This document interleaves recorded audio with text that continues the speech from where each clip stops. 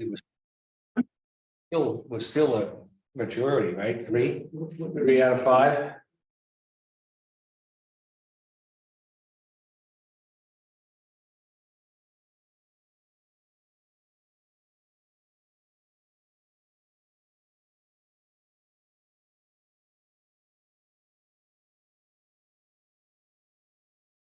Hi, this is Maria. I'm participating through Zoom today.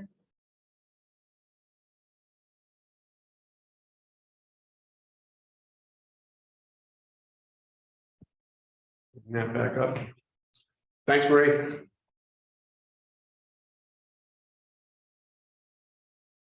John's on, right? You're right. Marie's on remote. Marie is on remotely. Okay. So spread out.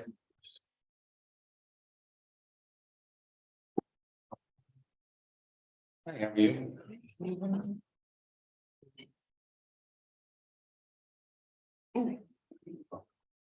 Yeah, those chairs, you got to choose them carefully. Well, I didn't realize I was gonna sink so far. Hey, is that a full spectrum up there? I don't recognize the layout of the screen. We just I got don't- a bar in a different area. Okay.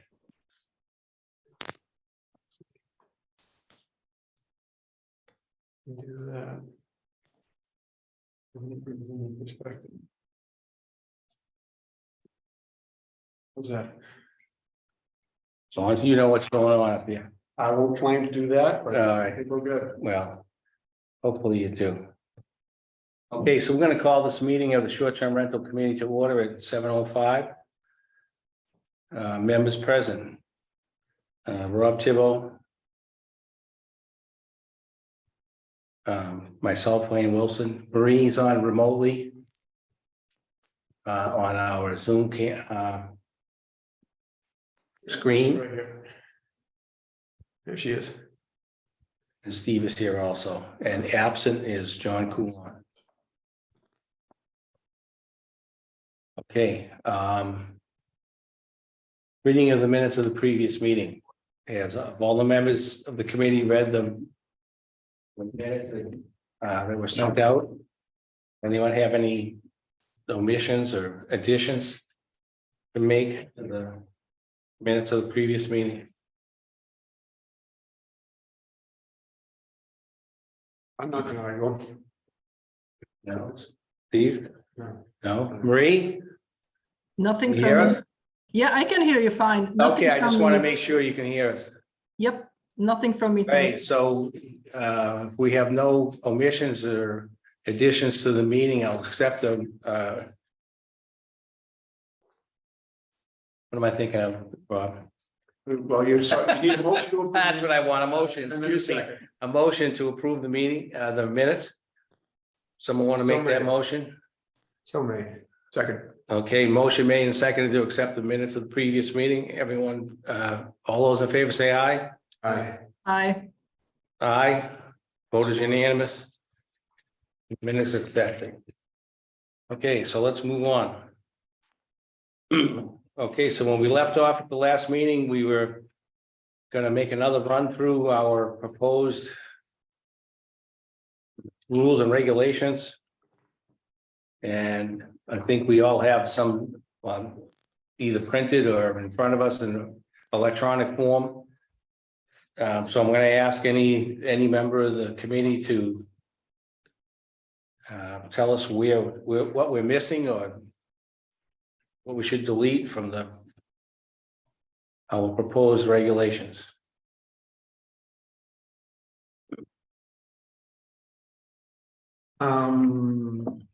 I'll comment first. Go ahead. Rob, this is, what is this? What is this? What is this working draft? Is this like Cambridge or? This is. That was the stuff that we started with from the very beginning. We were working initially off the Cambridge template. We wandered around a little bit, but yeah, what we have in front of us is basically what we've been through line by line, especially in the last meeting. Let's see, I made changes recommended as a result of that last meeting, and Marie volunteered to add her thoughts as far as a good neighbor guidelines, and she did that. So what we have in front of us is a product of everything that we've done up to now. Okay, I wasn't sure. I know we had what, Lexington in front of us? And then Yeah, we've had found- several. We've had any number of different cities and towns, rules and regulations, proposals and so forth.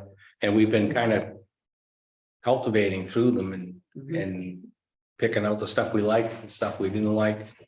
So this is where we're at right now. So that's what I'm saying. You need to. We need to bring this thing to some kind of a conclusion. Yeah. No, I think this one looks good. I think we've done a lot of work to get to here, so.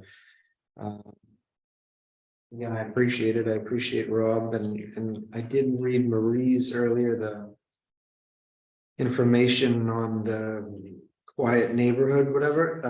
I guess the big thing here is and I asked Rob because the number one item was owner occupied. I know we were discussing that.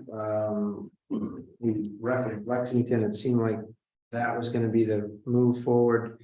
I omitted that earlier. I didn't know if this was just a mock-up copy or what it is, but I think we've discussed that, but I think that probably one of the bigger things to finalize. And I have a Word draft in front of me now. I can edit this as we all agree to and re-share it with the board. In what respect? Instead of mocking up that, I can do it in live time and blast it all back out to us. Cause I know we had mentioned some things last time and then we leave. I honestly think there was something, I dug through my notes, but I think there was something that I was supposed to add in here. Or something that I was gonna try to weigh in on. You did volunteer a couple of times. Yeah. But it was basically just down to Marie and I. Okay. Yeah, you did ask. Yeah, so I apologize. So this, I sent out an email, a reply earlier.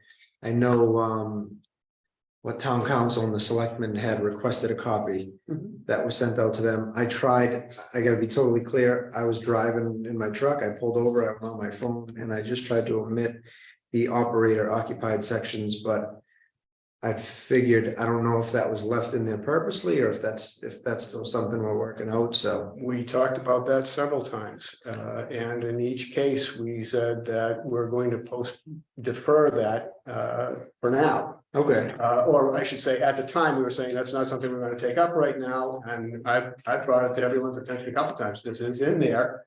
That's what Cambridge has, that's what most communities have, but the bottom line is that it's not something that we've addressed, so I don't feel comfortable making any changes to it, and this is how. Right, you're absolutely correct, Rob. Yeah. This is the way we started, and we haven't voted to change it, Right. but in any Right, solid, but we've been- firm way. Yeah, we've been very, very open and as far as the fact that this is in there. And we need to discuss that. In accessory residential use, is that what we said last time? I know we were just making it, I highlighted that on the version I sent earlier, but were we keeping it as an accessory use or was this the use by right? Well, don't confuse that. There are accessory uses that you can have as a matter of right. Yes. Right. And there are also accessory uses that require a special permit. Mhm. So you don't have, it's not an accessory use or as a matter of right. It can be both. It's not necessarily one or the other. Right. No, I knew where we were going. I just wasn't sure of the verbiage because in here it's kind of, it's made in, it's enlarged.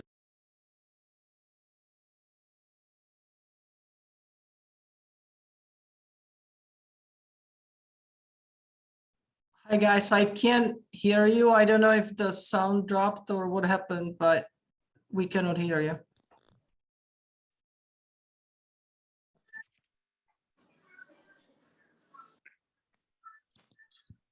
Hi, this is Tony. Yeah, I can hear you, Tony, but I cannot hear the room. I think we just lost you guys.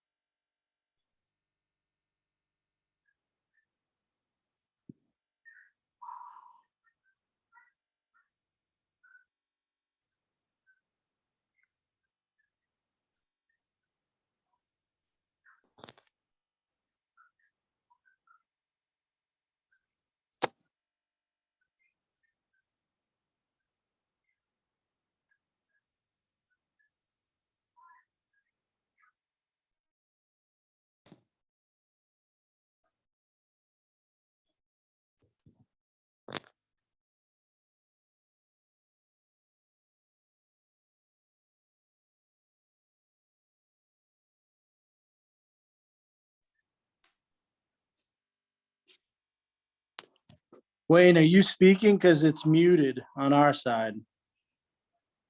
If you can hit unmute. Bottom left. There you are. How's that, Dan? Now we can hear you. All right, something happened. We didn't, not sure what. Somebody else tried to log into the Zoom account and threw all our settings off. All right, sorry about that. So anyway, so we're going over this whole concept of what should or shouldn't be allowed as a matter of right. That's kind of where we're at this point. Again, have no objection to the concept that every Airbnb should be a special permit use. I But- absolutely agree with that. I'm willing to concede that a owner occupied should probably be as a matter of right, and everything other than that should be a special permit use. First, that's my personal opinion. And I agree with that. I would say that we might want to consider at the 5-bedroom mark, if it does rise to the next level, because you get into the building code issues as far as anything with 5 or less bedrooms being okay as far as being a short-term rental by the building code, current building code. Anything more than that, you've got the issue as far as hitting that next level as far as an R1, where you have other requirements. Okay, So so can I ask you, Wayne, a question on the Marie. building Yeah. code? Okay. So when Rob says current building code, what year of a building code are we talking about? that's a good question, Marie. I don't have it off the top of my head. It's the 2015 code, as far as the IBC is concerned. So wasn't this discussed at one of those meetings that because the state has regulations that allows short-term rentals, this building code section doesn't apply or something? I mean, can you actually send it out? I'd like to read the building code, the year, and how it applies to the short-term rental regulation in Massachusetts. So you might remember, Marie, that not only did I talk about it, I also read an opinion from the Division of Fire Services, which affirmed that. So it's not just something I'm coming up with. This is what the Division of Fire Services are aware of. And quite honestly, I know like the city of North Adams has been battling over this for several months because the chairman of the planning board has them. And he admits, per the opinion of the building inspector, that he's basically out of code. So they're trying to figure out what to do with that. And I can share that article also. Yeah, I mean, it would be helpful to have that, and I'll just read it myself to see what it actually says and how it All right. applies. Because it's interesting that if this is the case, I'm wondering why the Massachusetts regulations didn't limit that. But maybe they didn't know about it, so that may be the reason. I just want to take a look at it, that's all. Okay. And so my second question is, when we're talking about having short-term rentals as a matter of right, as opposed to special permit, is that okay in terms of the bylaws? I think that's a question for Dan, right? So would that be okay to have one process for owner-occupied short-term rentals and then another process for non-owner occupied short-term rentals? Like, how do you see this from legal perspective? Yeah, yes, you can. You can make something as of right, as Wayne was mentioning, and you can make something else requiring a special permit. The only thing is when you require a special permit, you also need to set out the criteria for the special permit. You just can't say special permit. You got to lay out, well, what can I do to get the special permit? It's not like a variance, which is statutorily defined. A Mhm. special permit, you need to define what the criteria is. I think and- a good, go ahead, Dan, I'm sorry. Yeah, so and since we're on this note, this is a zoning question. And if this goes into your draft bylaws, you got to find out where in the current zoning bylaws this would fit in, or you can put it, I should say. Because right now in the current iteration of your draft bylaws, you don't really parse out zoning from non-zoning or general bylaws. But this, in the definition of requirements, that's strictly zoning. So you got to find a place in the zoning bylaws where it fit. But that's down the line, but that's just something I noticed as Okay, go ahead, Steve. Got a question there? No, so you're referencing the highlighter, right? Yeah, that's basically where initially the IBC takes it out of the residential code and then puts it back into the residential code for 5 or less bedrooms. I mean, I disagree only because it says a small bed and breakfast style hotels where there are 5 or fewer guests. These are not hotels. We've gone around that 1,000 times. These are residential dwellings that are rented on a short-term basis. Code calls them, puts them under R1, same as hotels and motels. Yeah, you call it what you want, but it comes under R1 in the building code. Well, yeah, we could eliminate that conflict by just not allowing anything that has 5 or more bedrooms. Can we not? Well, Yes, you can. If we don't That- allow that- anyone to have something with more than 5 bedrooms, then we eliminate that. That settles it for the owner occupied. Absolutely, that settles it for the owner occupied, but the non-owner occupied is still out there as far as it wants, this specifically says. The IRC is referenced for coverage of detached 1 and 2 family dwellings and townhouses as defined in the exception. And the definition for townhouse, the IRC can also be used for the construction of live work units as defined and small bed and breakfast style hotels where there are 5 or fewer guest rooms and the hotel is owner occupied. So, yeah, that we could certainly eliminate that possibility, but at the same time, if you make it a special permit, well, take for example, there's a family who owns what I would know as Patterson's house down the bottom of Ocean Street. Go ahead. I know the house we're talking about. Huge house, many bedrooms. That is capable of handling more than, more than 5. Okay, Okay, so maybe that Alright. goes under special permit because that has other requirements as far as the building code is concerned. So, it's just gotta be handled a little differently. It doesn't mean it's gonna happen. yeah, but see, this is where we keep kind of going in between code and zoning, which are 2 completely different things. I'm just trying to make it Right? easy. No, I'm just saying, I'm trying to think of how to go with this.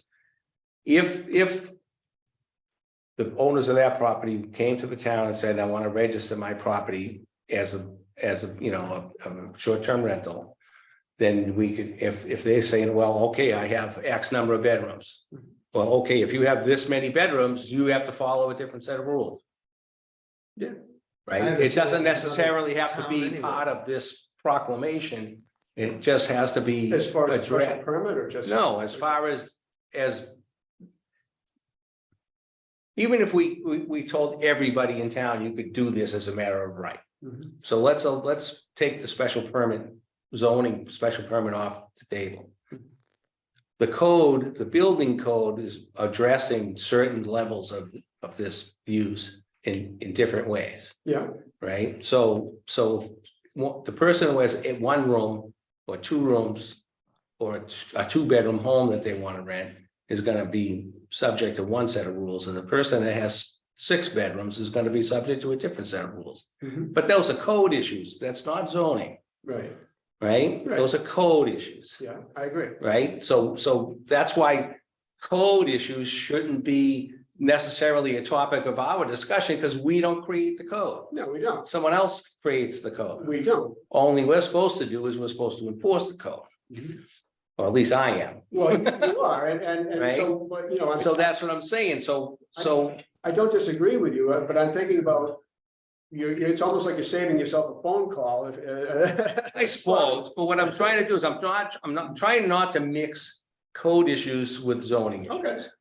Somebody wants to have, our code, our current zoning, allows someone to have a doctor's office in their home as long as they live in the house. And they can have X amount, a certain percentage of the home. I'm sure this is now that's an office, Yeah, which is subject to handicap accessibility codes. right. Wouldn't be the case, obviously, if you're not open to the public, you don't have to worry about handicap accessibility. Right. But that's a code issue that follows the use, even though you have the right. As a matter of right to use a certain percentage of your property as a professional office, doesn't mean you don't have to bring the property up to the code Right. to work with it, right? Yeah. So if if we as a committee need to decide what are we gonna allow people to do as a matter of right? And what are we gonna require people to get a special permit to do? From strictly for zoning purposes, not any code. No codes allowed, so to speak. No, not talking about any codes, only talking about zoning, Okay. right? It just seems a little less random to me as far as when to make that switch. Unfortunately, that's kind of not up to us. Right? The code books tell us which code book to look into. Zoning, we make the rules. Yeah. Or the well, town, the voters of the town and it's- how to make it's the up to the- rules, right? ultimately up to the So townspeople, let's, and then the code. so I follows think we it. need to keep our conversation relative to zoning and not worry about the code issues that may or may not come into play after that, All right. right? I think it simplifies our job by a huge It amount. does, it does simplify the committee's work. It doesn't make it easier for you. No, I'm not claiming it does, but I This is still in the that's, back. I understand that, but what I'm trying to say is we need to kind of keep that separation of what's a zoning issue and what's a code issue. It's two completely different things. I can do that. Right? That's fine. All right, so let's, so our conversation at hand is what do we think should be allowed as a matter of right under our zoning bylaw? Or what do we think should be require a special permit? And that's pretty much where I'm at. I think we've got all these rules and regulations and we're talking about trash and noise and parking. We got plenty of rules now. Yeah. We can tweak those And we're having from now fun until with hell those. freezes over. What the crux of our issue is who is gonna be allowed to do this as a matter of right and who isn't. Okay, so my response to that would be that we're already treating it as a matter of right as far as the family occupied and short-term rental. Well. Okay, It's all right, I okay, won't- accessory, I'm sorry, it's accessory, use. We're already doing Yeah, that. As far as family occupied, so then that brings us to this other piece. And I'm gonna just point to an existing bylaw right now as far as home occupations. go ahead. Obviously, we do allow as an accessory use home occupations with a certain percentage of the house, I think 25%. It depends on which one it is, I think, but go ahead. But you're also having the opportunity to expand that if you want, but that's by special permit Go ahead. under 9.08. One thing I like about that is that under that, so the requirements for that special permit, it says that the town or the zoning board shall make a finding that the issuance of such a permit would not be detrimental to the residential nature of the neighborhood. Yeah, I as like that. any special permit. should I do like that. That's something that we should have here, and that's why I think it should. I don't be have by a problem with special that. permit. Yeah. But- right now, everybody has the right to have a short-term rental. There's no. We can argue that, point. Yeah, that's Dan and not, I that's not necessarily disagree. true, Steve. That's not necessarily- The courts. the Dan courts and I have said, disagree on that. yeah. As far as I'm concerned, nobody has the right to have an Airbnb in town, but again, that's. Well, I'm at least willing to admit the family occupied, because we were both here for the hearing on that one. Well, again, that was. But I will, that's exactly kind of where I'm at. So my suggestion would be that we formulate the language in this rules that we're making up, that owner occupied and owner adjacent. So the owner is still on the property, owner adjacent rentals should be as a matter of right. And that any rental units that there is no owner on the premise should be a special permit use. I don't have a problem with that one at all. No, I can live with that too. Marie, want to throw something into that? So I have a question on the owner adjacent property. Go ahead. So does that mean, let's say you live in a two-family house and one apartment is short-term rental and you live in the other? Or does it mean that you can purchase a house next door to you? No, Yeah, no, like- it means in the same building, like your Yeah, home. okay, mhm. All right. yeah. That's owner adjacent, Okay, within the same structure. All right, so generally speaking, on the special permit, the question is, what problem is the special permit trying to solve, right? So we talked about makeup of the neighborhood. Okay, so that's one. What other issues is the special permit going to solve than a right to own a property, right to rent a property wouldn't solve with rules and regulations? So that's really my question, right? So if you're saying that non-owner occupied property needs a special permit, then I think we need to outline really what is the problem this is trying to solve.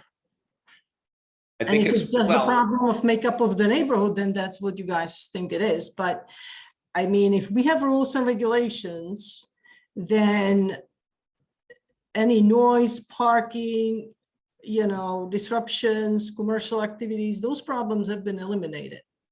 In fact, right? And there is an enforcement. So so what is the purpose of the special permit?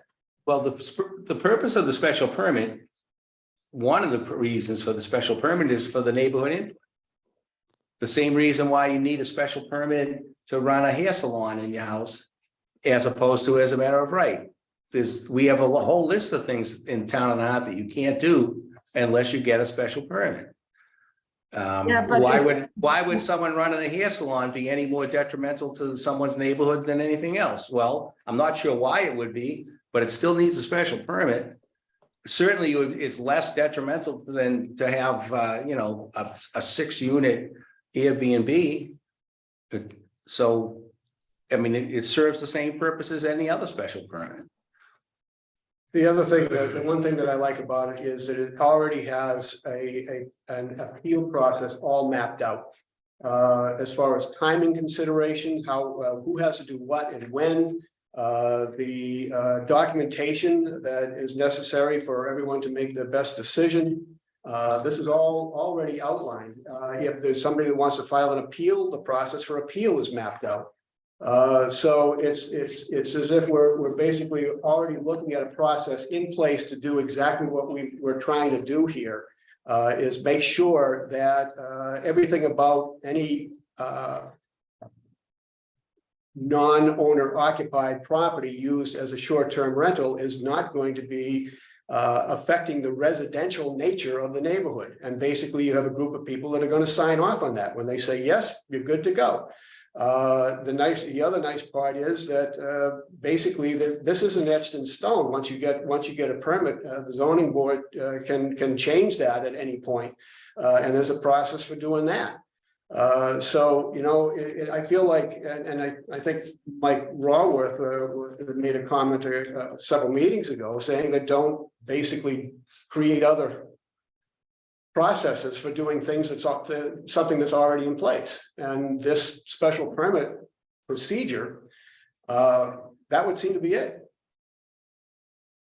Well, if we go down that route, there need to be clear guidelines of how these special permits will be approved to eliminate any bias, discrimination, so forth, right? So that the town doesn't get into too many appeals and legal issues. Because my concern would be, what is the guidelines? And I know what the process for special permit is. I've actually applied for one long time ago. So that's what I'm saying. We need clear guidelines as to how the special permit, what are the criteria for issuing the special permit, so that you take any opinion out of that whole process. Because I'd be concerned if, you have some folks just making some random decisions. So that's all I'm going to say. How could someone apply for a special permit to rent their house out before they do? How could a neighborhood weigh in on something that hasn't happened? It's quite easy to vote. The same way they weigh in on any other special permit issue. But there's a plan, there's a house that's illustrated, and they're saying, I want to go beyond the setback, I want to go beyond this height, I want to impede on this, I want to impede on that. What exactly are they voting on? They're voting on giving someone the right to have a short-term rental that meets all the other rules we already have. It seems it's counterproductive. To me, it seems, I it don't seems see like how you have that's to, counterproductive. Well, I you mean, could I have- don't, you I could don't have- think it's unreasonable to ask somebody you could have to, two, that wants to rent out a house of 4 or 5 bedrooms in a residential neighborhood have to get any more permission than someone that wants to cut hair. I think In they're very a different. I in a think one's a back bedroom. business. Why I think should, one's how is that not a business? it's just, How is, what if I you- want to understand how renting out a house that has whatever number the bedrooms is, if you don't live in that house and you're renting it to people on a week-to-week basis, Right. how is that not a business? it's, I don't understand how that's not a business. it's the 30 days same, or less. well, how does it differ than if you rent it to somebody on a monthly basis? It's Well, obviously, someone thinks it's different because the state defines it as something In different. one case, you're a tenant, in the other case, you're a guest. It's, It's different. Airbnb The call- state, the state defines it differently. Why does Airbnb's language that they're a guest define, and again, 2 weeks ago, we went over Lexington in detail, and it was. We seem to go forward and back, and I know this is a work in progress. What part of Lexington is This- referring to? I mean, they have unoccupied Airbnbs either. Lexington? No, they didn't. They I don't think so. They absolutely did. That's my recollection. They don't. Lexington? Lexington, yes. Lexington absolutely did. I mean, I feel like we should pull up the recording. It's hearsay now, but the only other town that has a special permit requirement that I know of is Linfield, which is arguably the strictest town in the state, potentially the country. So, I mean, we were a board formed to create regulations, so this didn't cause a disturbance. And our response to that is to adopt the towns that has the strictest bylaws on short-term rentals, potentially in the country. I mean. what should Well, I we have don't, I special just don't permits for? understand how you could turn around and say, well, I can. It's that if I have a building that I don't live in. And I'm renting it to people on a week-to-week basis, that it's not a business. How is that not a business? I agree it's a business, but it's the same business as renting it on a month-to-month basis. If the people are going there, not disturbing the neighborhood, legally parking and legally getting rid of their trash. It should be up to the neighbor if they want a different vehicle in the driveway.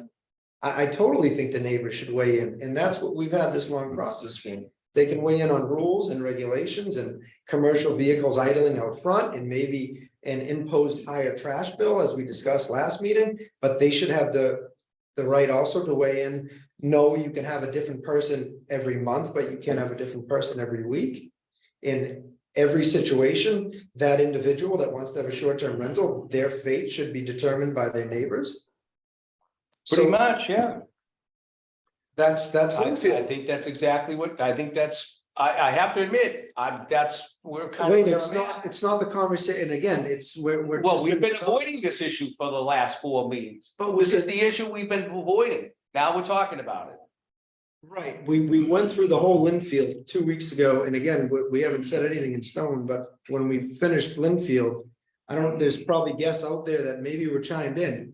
I walked away that I thought we made progress, and Rob said he did want to discuss it further. And I think it should be discussed. I think the neighborhood, of course, I think the town, we're here for the town, we're here for the neighborhood, we're here for every individual person. But we're also here to gather up information, put it together and put together a I process. thought And that's what we were doing. I agree with what Marie said. What is it going to accomplish? It's gonna accomplish giving the neighbors an inch of input into what happens in their own neighborhood. Just like every other special permit is for. That's a reason why there's a special permit process for all these different uses. Whether it's a hair salon or a gas station or whatever the other case may be. These are things that the neighbors should have a right to weigh in on. Yeah, I guess. That's the purpose of zoning, is to create different neighborhoods for different things. So Wayne's right on. It's about with the neighborhood and what is sort of within the appetite of the neighborhood. So that's what a special permit's all about. And special permit is actually easier to get than variance, to be honest. But, Right, Yeah. it's not a tough thing to get. no, Now, variance has legal requirements and different things that talk about the land and so forth and so on. I'm not talking about variances here. I'm talking about simple special permit. That I don't think Nahant's refused a special permit in probably 30 years. But that's neither here nor there. The concept is that I think that the neighbors should have a right to have input. Whether or not the ZBA listens to that input or not, that's up to them. That's gonna be up to the ZBA to decide. I just Yeah, wouldn't know how the same- you would. Again, back to a special permit, I'd like to. Instead of having a 10-foot setback, I want a 3-foot. Your neighbor could say, listen, you know, my yard is really close to there, so on and so forth. Someone's gonna show up and object to a short-term rental on what grounds? It's too noisy? It's up to them. It hasn't to existed decide yet. what it is. That's not for me to decide what it is. It's up to that neighbor Again, to I decide. don't And then it's up to the ZBA to decide whether or not. The only It's a town that legitimate does, the only objection. town that has that I know of is Linfield, which. Is the town that we right out of the gate so often referred to as the town that abolished them. We've allowed callers to call in. 2 weeks ago, we had callers saying, you're gonna allow this and that, could you please consider this? I personally, I'll go on the record and say, I don't think this is the message that the callers have called in and stated that they thought would be the Well, appropriate action.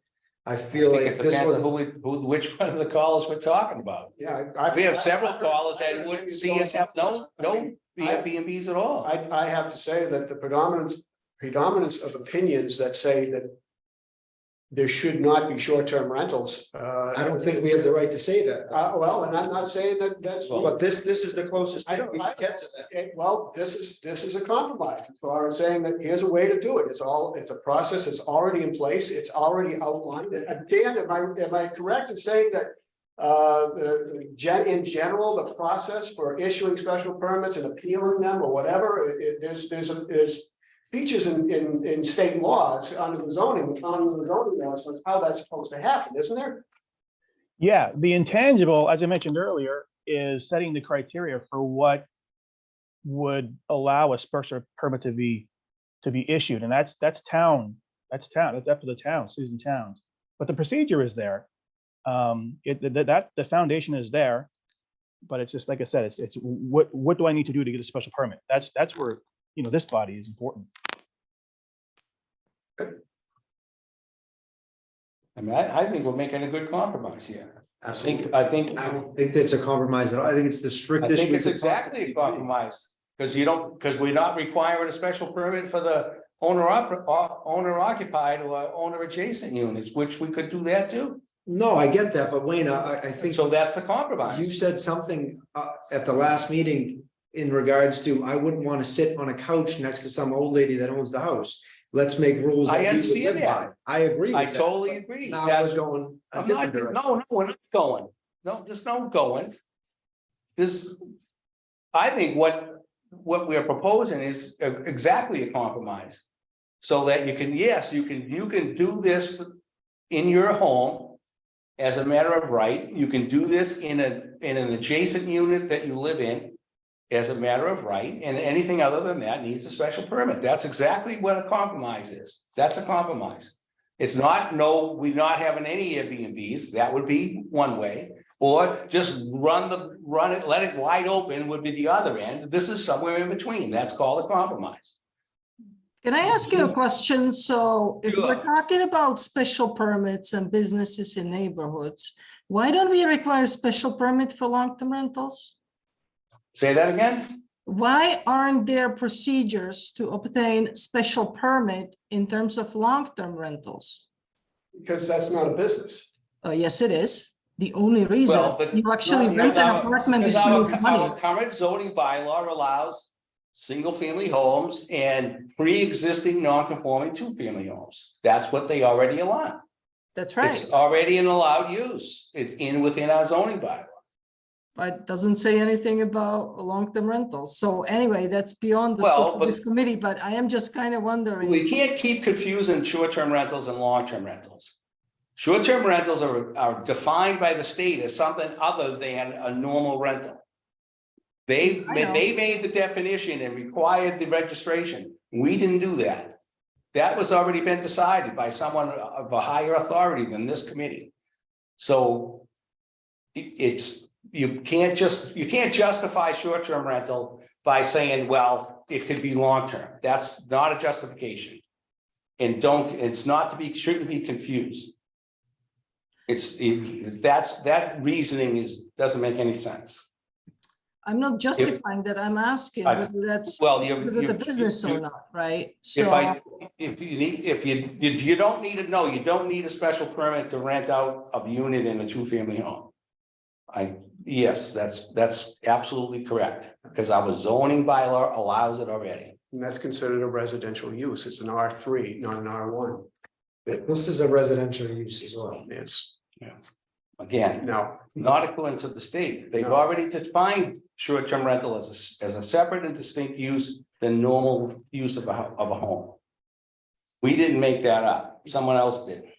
Yeah, but the state What also did they do? allows, houses, apartments to be rented without owner occupancy. So, the state doesn't request or require special permits for because- non-occupied property, right? But the state doesn't have that authority because that's zoning and not money. They don't have the authority to do that. It's a home rule issue. Yeah, all right. I mean, I just don't think it's what I believe that we're proposing here is not unreasonable. Certainly, if somebody wants to rent something in their house as an owner occupied, they can do it as a matter of right.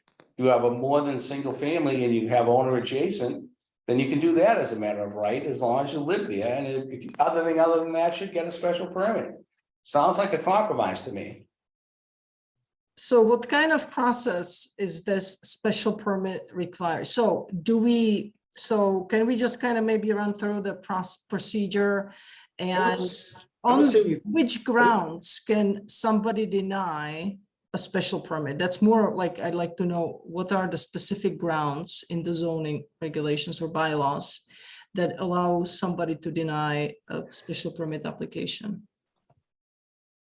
Dan, you want to handle that? Yeah, I'm not sure, I do. I'm not sure that's something we can actually answer. It's hard to put in so many Yeah. words. To get a special Anybody permit, complaining, I think. what's that? Go ahead, Dan.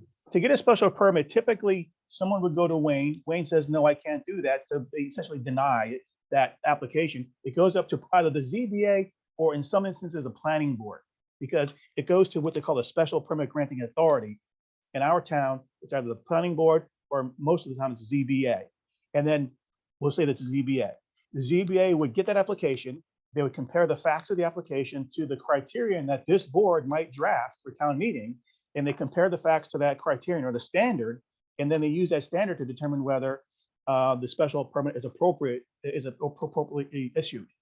And the standard I'm talking about is whatever this committee comes up with. I think someone mentioned earlier, maybe it was Wayne and Rob, something about the nature of the neighborhood, something of that nature. And it could be something like that.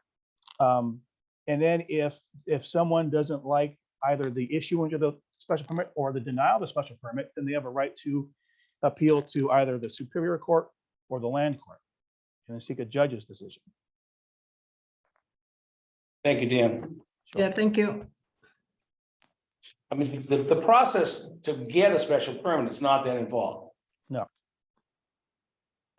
And then it would be up to that special permit granting authority to kind of establish what criteria they're going to use to either allow or deny an application. Well, no, Wayne, that would be in the bylaws.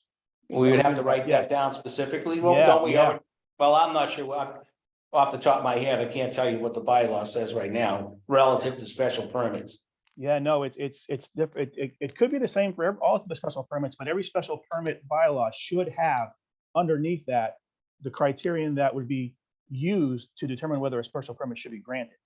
Okay. right, like that statement that I read earlier. Right. Yeah. Yeah, right. It's in, I mean, we do have language in the zoning bylaw that talks No, about but Oh, yeah. special permits. But you guys, if that's what we decide to do, then I suggest that we, draft clear guidelines, not Yeah, I don't have a Yeah. problem with that. subjective guidelines that people can interpret 5 different ways. That's going to open it up to all sorts of unfair treatment. So if this is what the majority thinks we should do, and I don't think we do right now, I mean, I'm kind of with Steve. I think this should be a matter of right. And we can vote on it and decide whether or not the special permit actually is voted on by the committee. But if we actually decide that that's what we need to do, then clear and objective guidelines need to be established by this committee. I won't disagree with you at all, Mary. I don't have a problem with that. Yeah, again, And of course- I wouldn't see how someone could be in favor or against hypothetical situation. Well, again, that's why we have special permit granting authority. That's their job. The same, it would be no different than any other special permit that was granted in the town, a use special permit as opposed to a dimensional special permit, because there's two different things. Right, but I just like with a business, I totally understand the business district, they have to apply for a special permit. If it's a business outside of the table of uses. And they have to prove a parking plan, different businesses have different hours, have different traffic patterns, have different flow of people. We're gonna say you have a 2-bedroom house, you can have 4 people in there, they have to dispose of their trash properly, they have to park legally. They can't disturb the neighborhood, they can't do this, they can't do that. What could somebody possibly in a neighborhood? And I'd love to hear from you guys, what could somebody show up and say, I don't want that next door to me? That would be up to the That would be up to person the who's resident. living next to it or in that neighborhood, But basically saying this is why I don't think it should happen, and then, you know, But what in your opinion would be a plausible reason? well, okay, how about, again? No, just I'd love to hear your. Well, no, I already read it, I love it, because it's already in the bylaws under 4.07, section 2.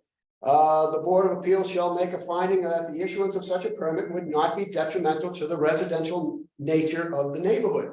You know, That's what. Yeah, but guys, what does that That's mean? what our rules are supposed to do, though. We're supposed to make. well, Right. but that's So in that the means- bylaw, what he's reading, the criteria for a special permit. For expanding the home business, that's already, this is the bylaw. But it's a residential use. We're saying that it's 2, 4, 6 people can sleep there and not disturb the neighborhood. So what could a neighbor show up and say? I think the 4 people that are gonna sleep there are gonna make it not a residential neighborhood. I'm just I'm wondering. sure we could speculate on that all day long, Steve, but you know what, the bottom line is that people should have the right to be able to get up in front of somebody and tell them.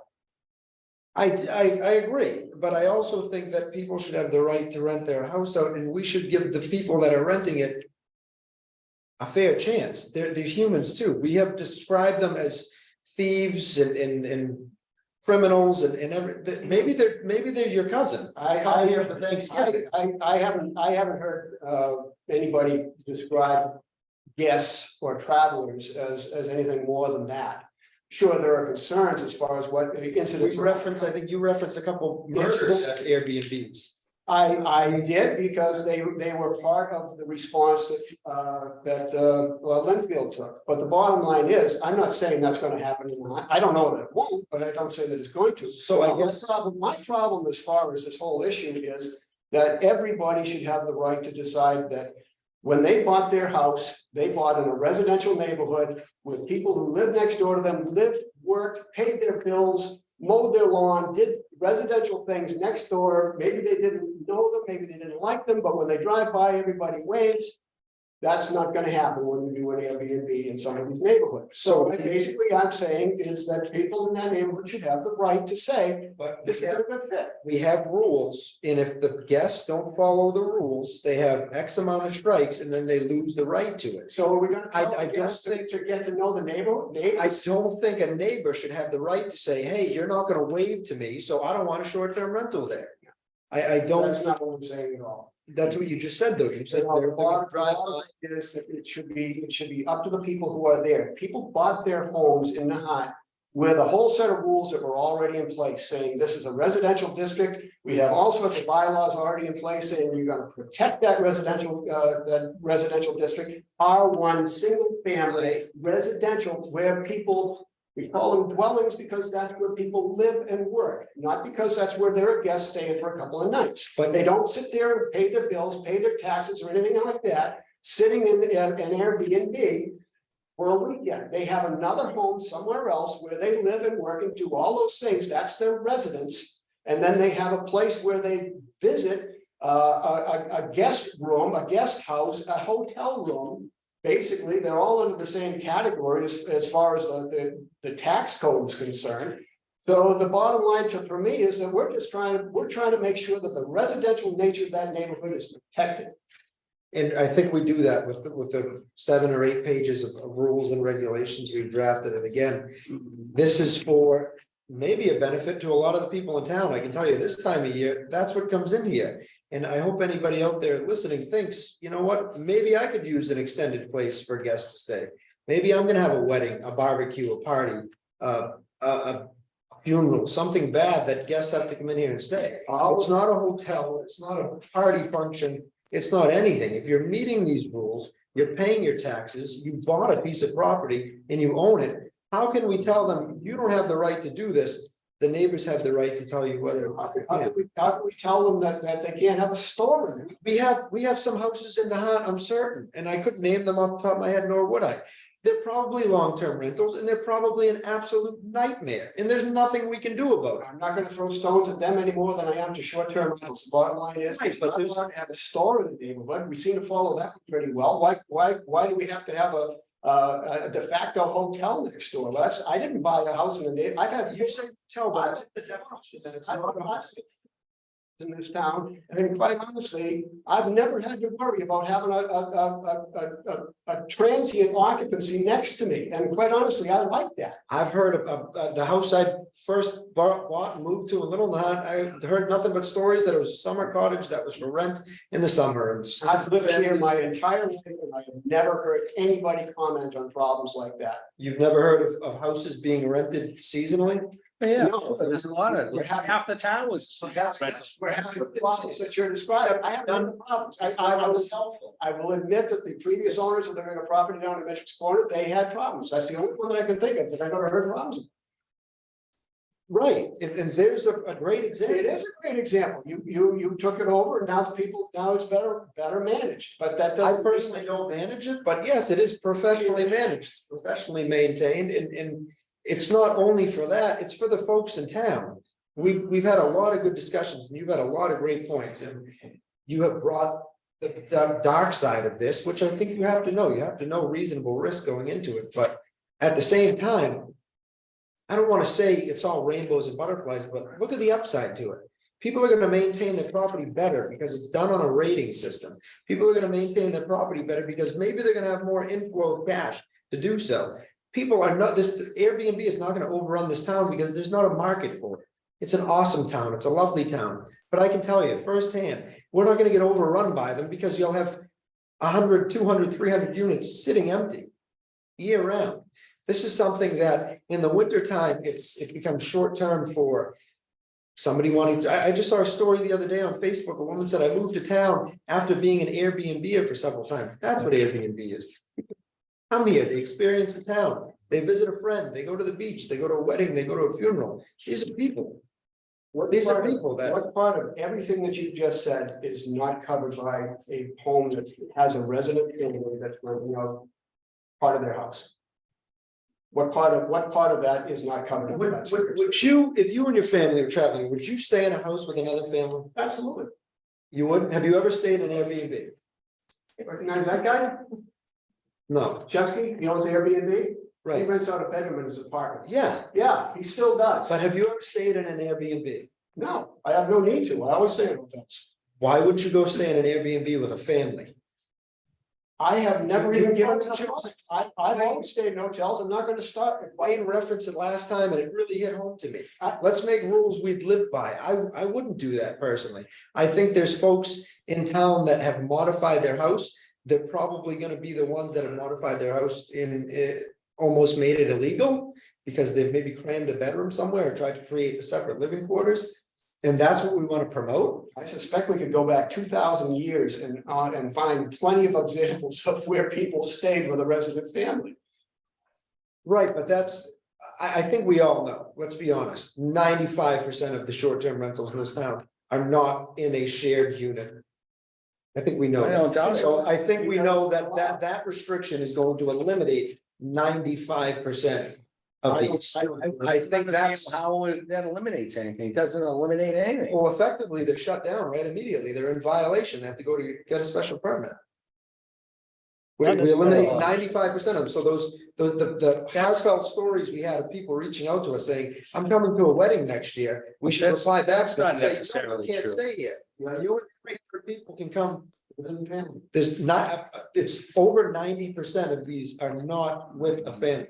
I'm not into customer satisfaction here. I'm trying to protect the neighborhoods. So when we talked about the makeup of our neighborhood a couple of months ago, we Mhm. also talked about maybe limiting the percentage of short-term rentals on a street, right? That may solve the problem where if you have a street that has 4 houses and 3 become short-term rentals, then yeah, it's effectively a short-term rental street.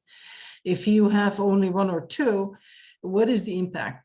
Almost none, right? If people follow the rules. So the question Okay. is, do you think that this problem can be resolved if we go back to what we talked about in terms of limiting the percentage of short-term rentals on individual street?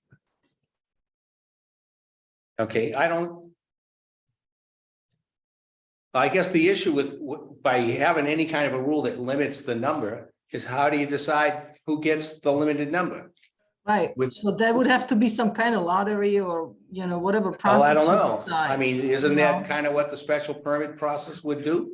I would think If there's already 4 Airbnbs on the street and a 5th person comes in for a special permit, that would be the perfect reason why to say, well, sorry, your neighborhood's overloaded with them. We're gonna have to deny that special permit. I can imagine that would be something that they'd consider. I mean, wouldn't that be a consideration? Because I don't see how any other board would have the authority to decide who gets the coveted the permission on one street versus another. Oh, yeah, That I would get be- it. Yeah. That would that's a just good cause point. mayhem. Mhm. Yeah, that's a good think point. that- Yeah. concern is real, but again, if you could have one Airbnb on one dead end street on one section of one corner of the town. And if it's a problem, it's a problem, whether or not there's 2 houses side by side or 1 house off in the distance. I think our objective is to stop the problems. I don't think anybody, there hasn't been one caller that I can truthfully say, I understood that just said, let's stop them. They wanted to stop problems. They wanted to stop people, parties, parades, idling commercial vehicles, everything. So if we stop all that, at that point, why do we care who is sleeping in a house? The house is safe, the house is to code. The house is compliant with all our rules, and the house is not causing a single disturbance to that neighborhood. Why do we care who sleeps in that house? We don't care who sleeps in any other house anywhere else in this town. We don't tell anybody else, Rob, you're having to sleep over tonight, tell us who it is, ask your neighbors first. That's what residential living is. And I'm pretty sure I understand people are coming and going on a 2-day or 3-day basis, but define residential. Something is going in a house, eating and sleeping. That's what short-term rental guests do. I know they come and they go on a 2-day basis, but on a minute-to-minute basis while they're in the house, they're not in there taming tigers for the circus. They're in there living as anybody else would do in the house. And I'm sure you have a definition from some section of the globe that says it's X, Y, and Z, but what are the people doing? If they're in the house, sitting on a couch watching TV, how does that differ than if they rent the house for an entire month and sit on the couch and watch TV? If we're making rules, they're going by the rules. What more can we ask for? I guess I'm focused on the intent of the law. As far as our bylaw is concerned, what is the intent of that bylaw? When we talk about resident to reside, to dwell permanently or continuously occupy a space as one's legal domicile. That's the Webster definition right there which is one of the references that we use when we don't have a definition in our own bylaw. In the mass.gov's definition is, it is not a hotel or a motel. So what But is, our bylaw doesn't point to mass.gov, it points to Webster's dictionary, or I should say Webster's dictionary comes in after the state. have you ever reviewed any of the other words in our bylaw in Webster's dictionary and confirmed that they're inadequate use in our bylaw? I get what you're saying, but I don't think our concern here, I don't think we were put together as a committee to make sure that our bylaw meets Webster's dictionary. No, I think that's, I get it, and I commend you. You are extremely thorough. And I think you're doing a great job for the town. I think we all are. But I don't think our objective here, I don't think you could truthfully look me in the face and say, Steve, I've really got to make sure that Webster's dictionary's definition is met. I'm just going by the letter of the law as far as where we look and how we define things. That's all I'm doing. Look at the rest of the globe.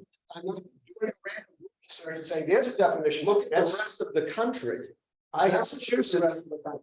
Massachusetts is very strict, as we should be. We're denser, we're smaller. There's other parts of the country, there's zero restrictions. I know you referenced New Orleans a few times in the beginning. I don't know if you saw what happened to them in the end.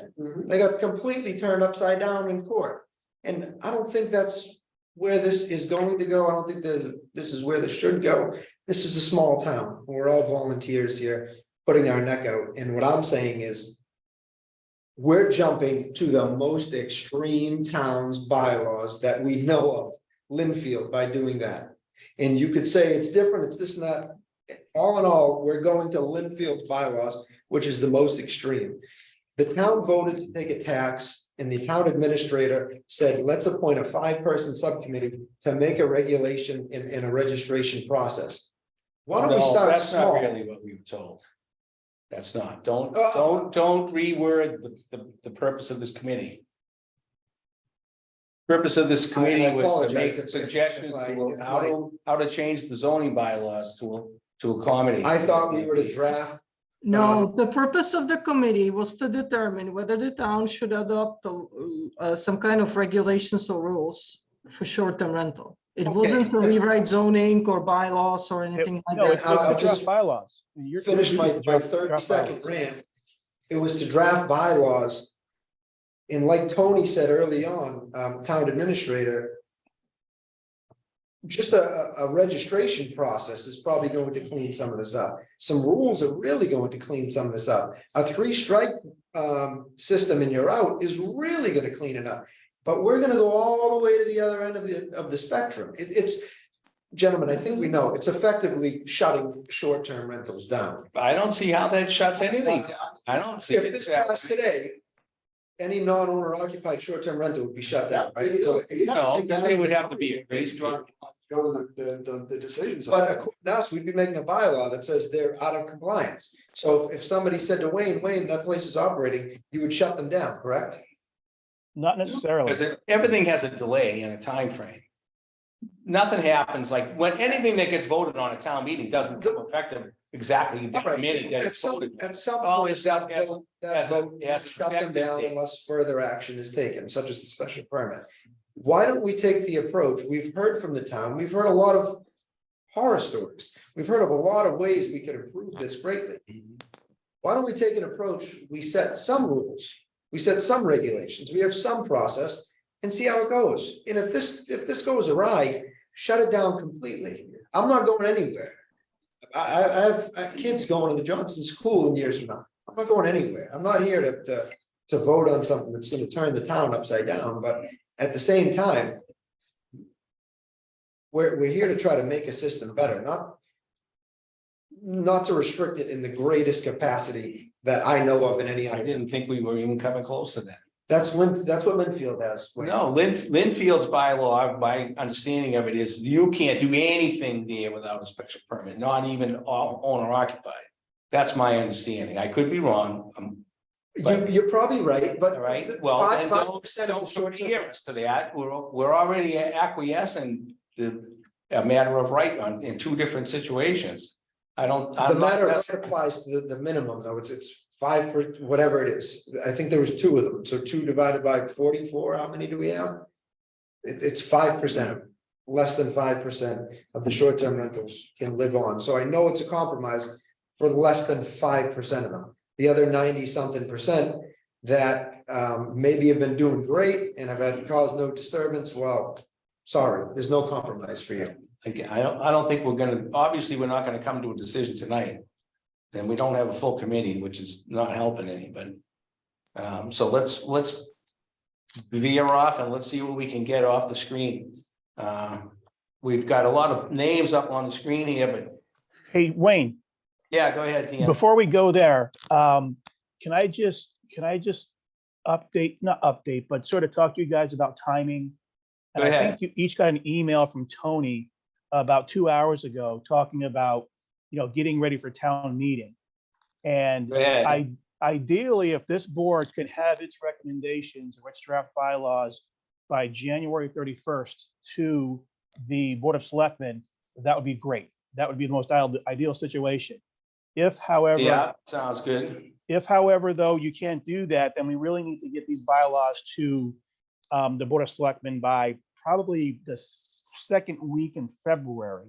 And we're only saying that because if it's a zoning issue, then it's got to go to the Board of Selectmen, then it's got to go to the Planning Board, who needs 14 days to have the notice of a hearing.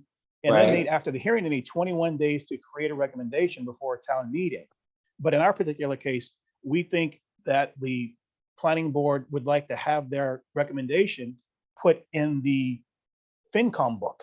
So in that particular case, that's where we would need, at the very latest, your recommendations to the Board of Selectmen by middle, that's second week of February, somewhere around there, in that area. Right. If, however, the Planning Board is really not so interested in getting their recommendation in the FinCom book, then that relieves the time pressure quite a bit. But for your purposes, just keep in mind that the ideal situation is you have your stuff done by the 31st. And I know I mentioned zoning bylaws. Well, if for general bylaws, then there really is no issue, because the whole zoning hearing by the Planning Board is out the window. So we're just doing the general bylaws. So for this board, keep in mind that, pardon me, January 31st would be the best date. And I think we're on track for that, to be honest. Dan, if I'm still here on January 31st, I'm gonna shoot myself. Okay. Wait, our commission is good through January 2024. I mean, we've got plenty of time here. One thing I would like to mention, Go the ahead. planning board, last night, I believe we concluded discussions, the planning board, very rigorous. They went through an invite for people to do presentations. We had a lot of people call in, people coming to the meetings, took a lot of input, deliberated in a vast number of ways, zoning, input from the town, personal input, everything. Our chairman, Mr. Steinberg, is drafting a letter that he's going to send to this committee, I believe soon. I'll find out for sure, Okay. but they do have their recommendations that they want to Well, forward. that'll be interesting. I want to say, Steve, that I thought the planning board spent almost as much time talking about parking as we did. So it seems to be. Did you listen to the meeting? Absolutely. Did you hear me try to say, we went around this and, Wayne had a great thing that people would just start making parking spots. So yeah, I tried my best to be. Mr. Chairman, just Go ahead. very quickly, just an announcement. The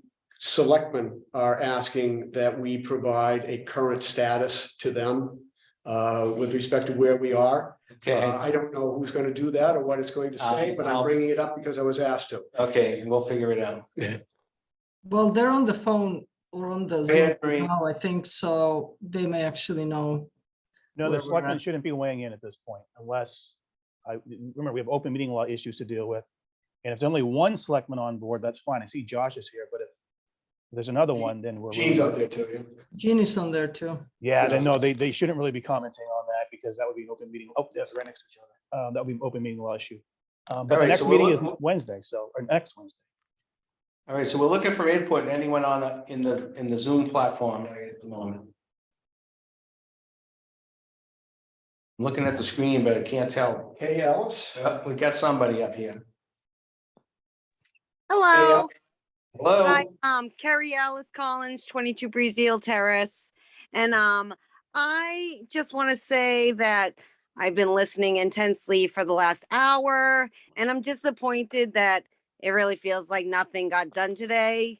This guy, Steve, kind of is trying to convince everyone that there's going to be no way to have more than one Airbnb. And that is what the special permits are for. And I didn't hear him talk once about what his neighbors would want, what the community needs. And it makes me sad because he's trying to convince this committee something that he just wants. And as a community member, I think the special permit is exactly what needs to be put in, because if it isn't, he may not get that at all. So that is the compromise. And I just wish there was a little more progression here today, because that was a lot of meatball. same thing. Thank you. Thank you. Thank you. Anyone else out there with a comment or a question? I'm gonna just about to do that. I'm gonna turn around. We do have 2 live attendees. Can we help you with anything? Hey, Wayne. Oh, hold on 1 second, Josh. All right. Okay, I guess we're giving you the chair, Okay, so- speaker. You've got the mic. You got the mic, so to speak. Yeah, go ahead. Just my thoughts as a citizen, not as a selectman, but if the committee's objective is to craft some bylaws that benefit the town, and I assume that is the committee's objective, since you're a town committee, then I don't see how denying input from the neighbors via the special permit process benefits the town. So that's my only comment. Okay, thank you, Josh. Dan, don't- Well, I actually have a question to Mr. Thibault. From what I heard, and correct me if that's not the case, did you submit or send your own draft of bylaws or regulations to the town? No, No, I shared a copy of this draft document, clearly marked as a draft, Okay. with the board of selectmen, and. And this is, Yeah. that was the board's decision to. this draft that we have at this point in time is a combination of what we've been doing to this point. Okay, And then we had requests from other people to, where are we at? This is kind of where we're and at. would that entail the special permit or? Yes, no, No. this is like the only topic that we haven't Okay, made decisions on. We Okay. made several decisions relative so to that was. the stuff board's- like, disposal of waste. Board's and everything. But this whole special permit issue Yeah. is been the elephant in the room since the first day. And so it needs attention if we're ever gonna get through this process. I would agree with Joshua on the neighbors' input. Obviously, I don't think it will lead to anything. And seeing, again, we have less than 2% of units with Airbnb. The town makes good money out of it. If we stick to strict rules and regulations that are top-notch and nothing compared to any long-term rental. I mean, Mhm. I know it's not the same, and I get that, and I don't want to discuss that, but nobody looks at like, is the health inspector coming in between long-term renters? Do they have a boat in their front yard and stuff? Everybody's like, oh, yeah, well, there are some rules, but we never follow up. Short-term rentals, this is going to be like, the best or whatever, like the regulations will be good and great for safety and other issues, and at that point, I would agree. If we can stick to that, I think that is more than enough. These renters are the to 99%, in and out, you don't see them, you don't hear them, and I obviously speak from my own experience.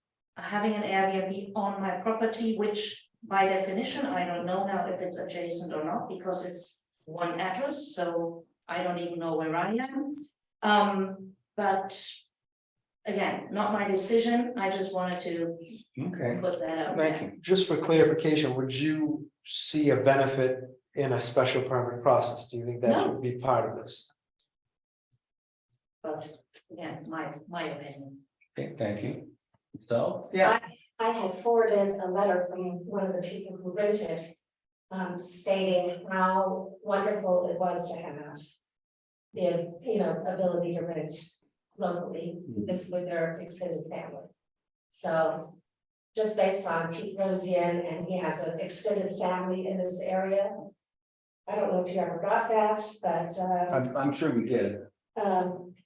if I could read it publicly, it would define all the reasons why Nahant, being a tourist town, should have the availability to have outsiders, family come and experience it. Thank you. We've given plenty of opportunity here just in our current discussions, as far as that's ability to happen. Do you feel a way forward or backwards if anything we discussed tonight as far as a special permit or rules or occupied or? Fortunately for me, all of my neighbors have my phone number. They know to call me in a moment if there's any incidents whatsoever.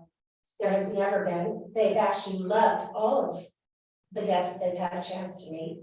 And likewise, the guests have enjoyed meeting them.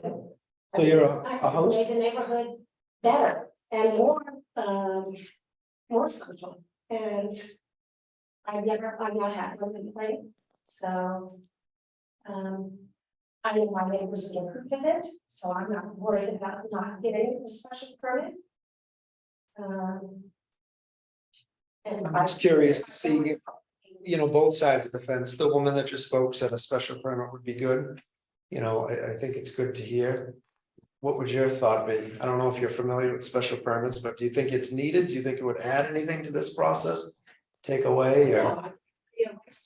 People's time, a phone call, if somebody next door, whether they're your neighbors, long-term, short-term, if they're being a nuisance to the community, they should be reported. I mean, it doesn't matter what capacity of guests or tenants they are. Period, the end. If somebody's a problem, report it. All right, thank you. Okay, how we doing on the screen? Anyone else? Dan Dolce. What? Dan Dolce. Dan? Hi, it's actually Becky Dalpy. I live at 124 Castle, and we have a short-term rental that's currently being long-term rented on Little Nahant Road. Just to touch on the special permit process, what I heard was that Mr. Wilson said that there are plenty of opportunities for special permit process, but that in 30 years, none of them have ever been denied in Nahant. And it just strikes me that what is the purpose of putting together a special permit process if they're not routinely denied? It seems like a waste of regulations and a waste of time and effort. Going back to something Marie said, I think she has repeatedly on these meetings addressed or questioned other members of the committee about what are the problems that we are looking to address, and why don't we take them head on in the regulations themselves, instead of creating some kind of special permit process where you don't currently have any well-defined or articulated requirements for either approval or denial. It seems to me that the special permit process is just a pretext for denying future applications that are not owner occupied. And that's what I'm concerned about, not only for myself, but also in terms of what's going to be the legal impact if you decide to enact a regulation that is not enforceable.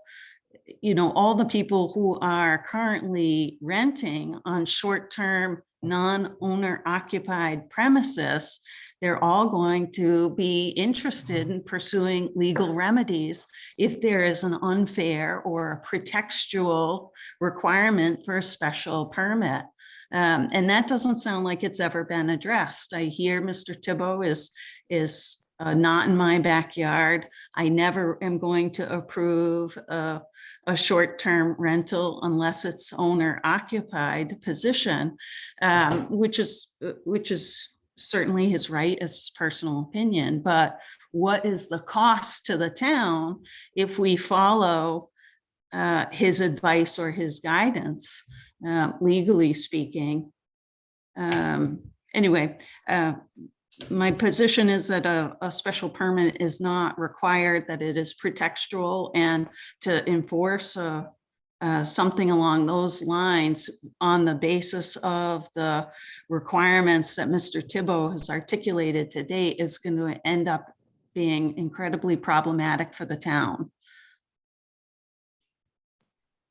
Okay, thank you. Ms. Goodwin? Paige Goodwin? Hi, thank you. Heather Goodwin, 22 Breezeal Terrace. I support a special permit process. And if these short-term rentals are as unproblematic as they say, then it should go through no problem.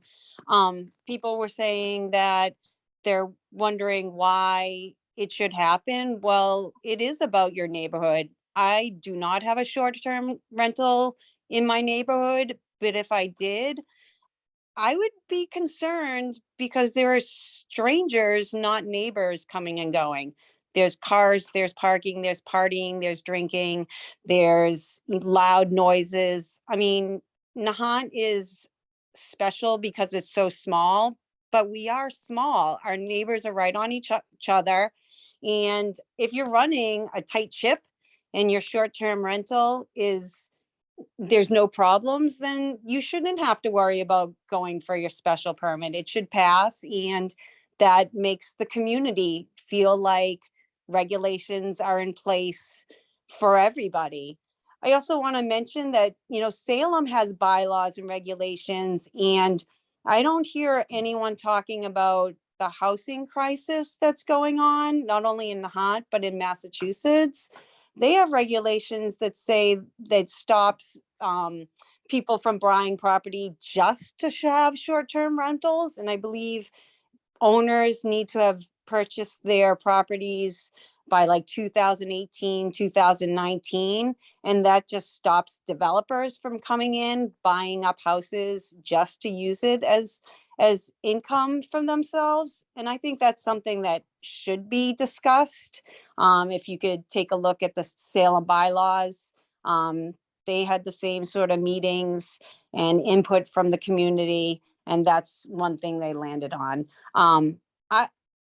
Airbnbs are relatively new, so I think putting regulations in place is important. So we feel as community members that everyone's being listened to. There are people who come and say there are problems in their neighborhoods, and those people should be taken just as seriously as the people who say that it makes their communities better. So that's just my input. Thank you. Thank you, Heather. Thank you. JD? What do we got there, JD? JD Hi. on the screen? Yes, thanks for the opportunity to speak.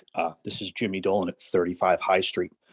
So I think it would be really, really helpful, certainly for the owners and the residents of the town. I think Dolce may have referenced this. We have not yet communicated the parameters of a special permit. I, in fact, think that both the proponents of Airbnb and those who are not comfortable with Airbnb, both appreciate the regulations that this group has put together. It's important to have regulations. Airbnb has been around for over a decade. We don't have any regulations now, and I think the regulations you put together are pretty fantastic. However, the special permit, what I'm hearing, and I could be confused, is that the only parameter that's been discussed is the opinion of a neighbor. It would be really, really important before putting forward a special permit that this group takes the time to define the parameters of that permit. Because if it is simply based on the opinion or the comfort level of neighbors, that to me seems like a real risk for the town. Thank you. I can address that a Go little ahead, bit. Tim. Yeah, it's not about the opinion of the neighbors. Mostly, it's the ZBA's determination. And they may take neighbors' testimony, for lack of a better term, under, with, a certain amount of weight. But at the end of the day, it's up to the ZBA. It's up to their determination as to whether it meets the standards that are set forth eventually for a special permit. So the neighbors don't decide. It's the ZBA that decides. That might or might not be Correct. swayed by the neighbors. But Dan, we haven't defined what those parameters are. I understand it would be the No, ZBA. we agree with you. Yeah, you're right. We talked about that. No, there's got to be parameters. We know that. No doubt. Okay. No doubt. You just can't say special permit and let it go. Like a Yeah, variance, as I mentioned, is statutorily defined what you need. Special Yeah, permit, yeah. as a resident listener tonight, it seems to me that we are drawing a conclusion here that special permit is necessary when the time hasn't been taken to define the parameters for the listeners on this call about what that special permit entails. I think, Okay. guys, I think a special permit is not a bad idea. I do not think, to the contrary to anybody that thinks otherwise, I do not think we should just silence the neighbors and do what you want. I think maybe instead of a special permit, there's an affidavit signed that you will adhere to these specific rules. Maybe the zoning board hears neighbors' concerns and puts together, that's quite a task for the zoning board or whoever the authority having jurisdiction will be. Maybe they look at each individual case and say, this is how you can operate, this is what you can do, and that's it. Again, my only dispute to a special permit would be having been to a special permit here, having been the special permit granting authority in the planning board, somebody has to come there and have a gripe, and you can't have a gripe against something that hasn't happened. So if the zoning board or the planning board, whoever's the board giving these special permits out, says you can do X, Y, and Z, and if you fall out of that, you're gonna lose your right to do it. And the neighbors say, yes, if that place operates according to X, Y, and Z, I'm okay with it existing. Then fine, then we can go forward. But if a neighbor just says, I don't like Airbnb because I just don't like them, and I'm not gonna have one next to me, I don't know how that could be grounds to allow it somewhere and not allow it elsewhere. Because if that neighbor's voice matters to the house next to them, it should matter townwide.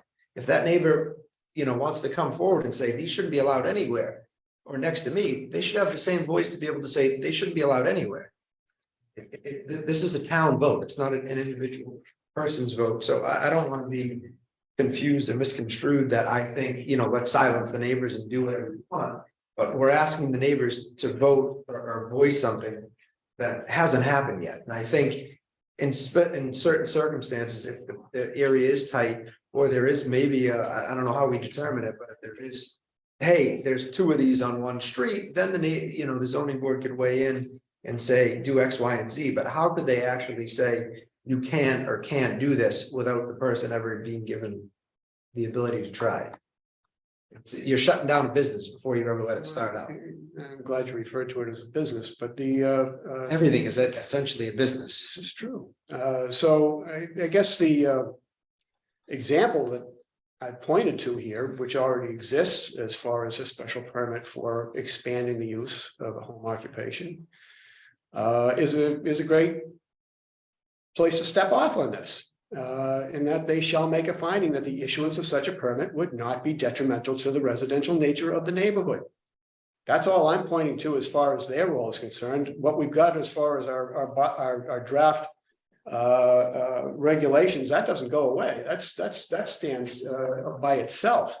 No, the zoning board is one that's the ZBA is going to look at this from a different context as far as preserving the residential nature of our neighborhoods. But something that we have seen concern from both the land court all the way up to the Supreme Judicial Court of Massachusetts.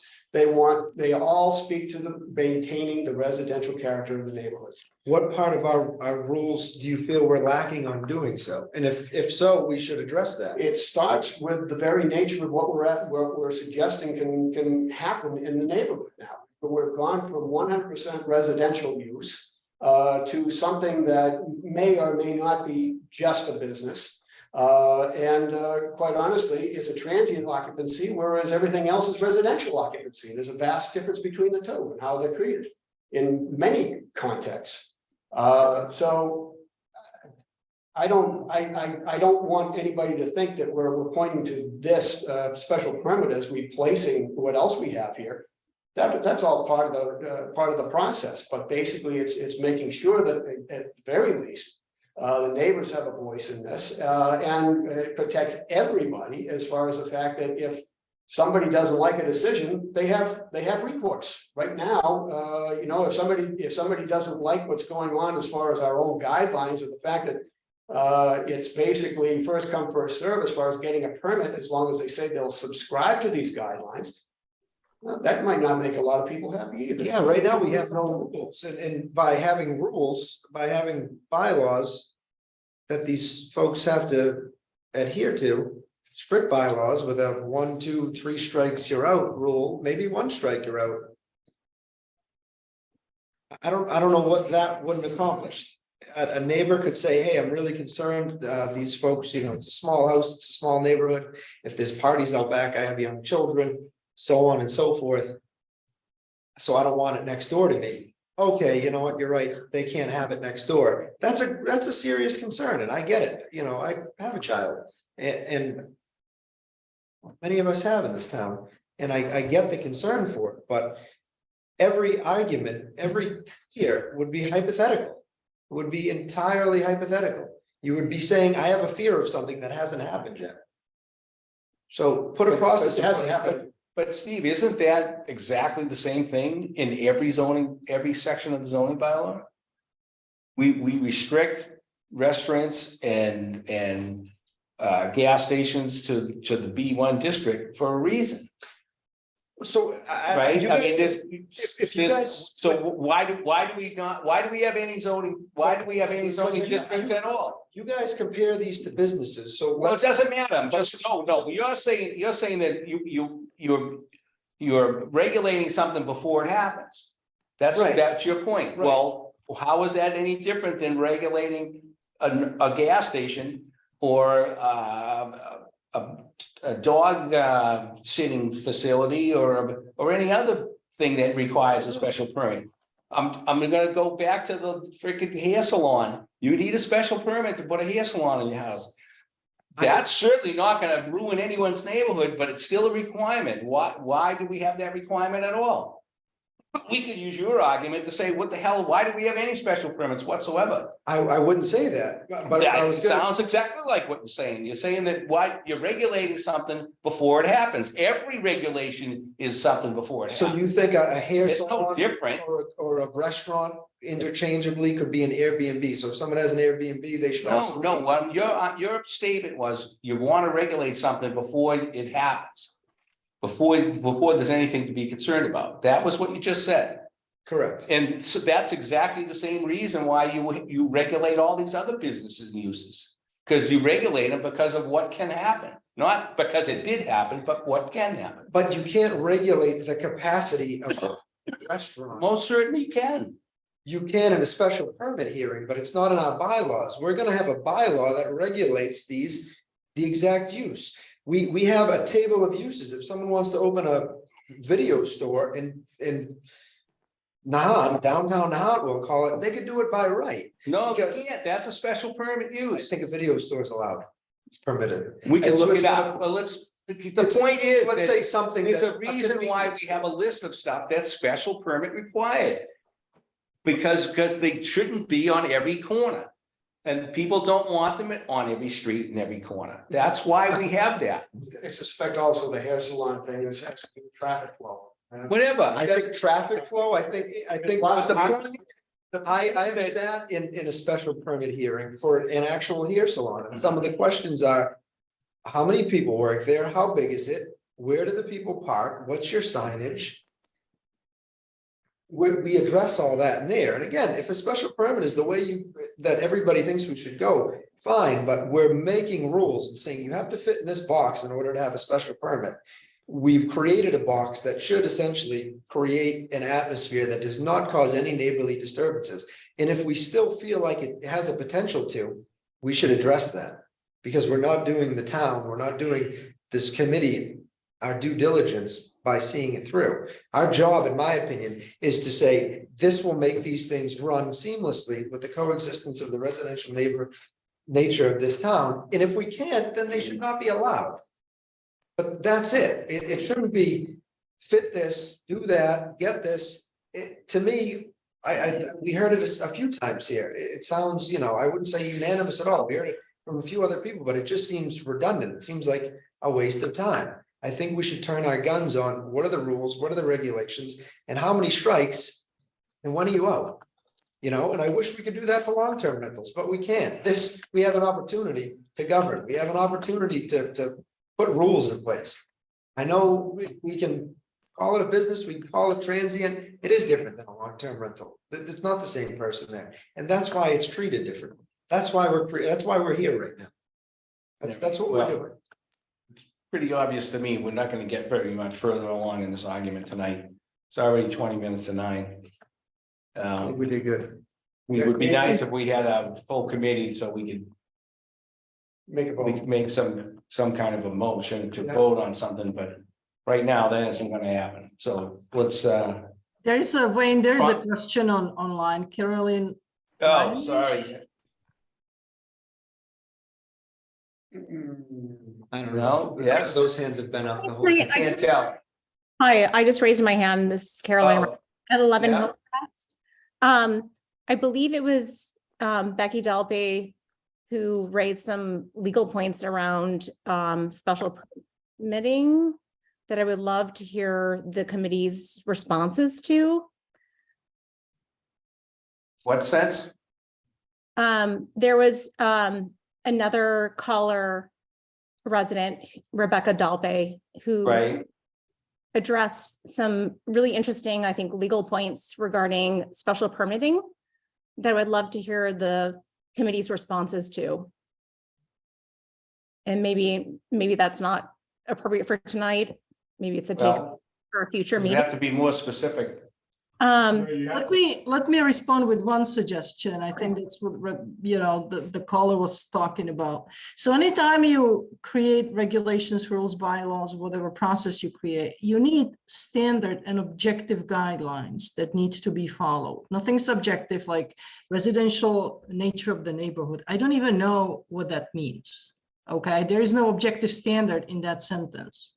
So when we make decisions, whether it's special permit or another mechanism, as I suggested, there needs to be a number of criteria that are objective, that the applicants can actually meet, and that either the zone of boarding appeals or another body can actually adjudicate these permits against, right? So I think that was one of her kind of concerns. Another concern is if the special permit can actually create legal liability for the town, because people will be suing the town if there is not enough, I guess, evidence or whatever that may be, how these decisions are being made at the town's level. So I don't want to, speak for her, but that's how I took it. But I'm telling you guys, if we decide on a special permit, there needs to be clear and objective criteria that every applicant has to meet, that every application is adjudicated against, to avoid any appearance of favoritism, discrimination, this and that. That's at least my opinion, because otherwise you're really opening the town up to all sorts of claims. Sounds perfectly reasonable, Marie. And, I don't think anyone will argue that point. I can point out that what I can do to help is find out what the Attorney General has approved for towns, not cities, towns, regarding special permit criteria or standards related to short-term rentals. They're published on the state website, so I can go through and hunt through a few decisions and show you guys what the AG says, yeah, this is fine, in terms of what the standard could be. So that might be helpful. Yeah, That'd be that would be very helpful. Thank you, Be Dan. great, yeah, Sounds thank good. you. You bet. Okay, sounds like a topic for the next meeting, Next meeting, so let's set a date. 2 weeks from today. Let's see what that brings us to. 6th, December. Yep, December 6th. December 6th. Okay, let's do it. Yeah, should be fine, guys. Before the Sounds next good, Marie? meeting. Yes, can you also read the good neighbor guidelines that I added to that Yes, right. draft Thank you. document, just to make sure you guys agree with them and that everything is all Yeah. set? I think they're very good. Well, Marie. Thank reviewed you for doing that. Thank you, Marie. Maria, I can point out from my reading of that, those really are things that should be in regulations, not really the bylaws, because they're pretty vague. And you need more specificity when you're talking about bylaws. And it's just the nature of those sound more like, for the guidelines are not bylaws. Bylaws are bylaws. Guidelines are just sort of, you just go by these and you know, sort of just guidelines. But bylaws are, this is what it is. Guidelines are sort of so I think this is the wrong arena for those to be, and I think they can exist, but I think they exist more as regulations that you guys have suggested. We are drafted will have to by. sort out like what's really a bylaw part and what's Yeah, just a regulation part. Yeah. I can help. I'll shoot you guys my ideas on what. All right, thank you. I have no opinion regarding content. That's not my job. My job is to get the procedure, make sure the procedure leads to the AG's approval eventually.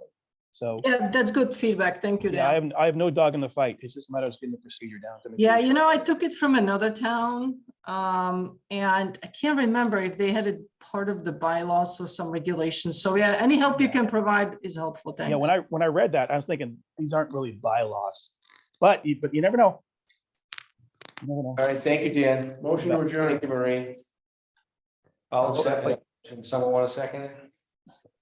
All those in favor? Aye. Aye, Marie? aye. Okay, all those in favor, it's unanimous. Meeting adjourned at 8:45. Good night, everyone. Thank you, everyone on the phone. Thank On you. the Good night, computer, gentlemen. in person, thank you much.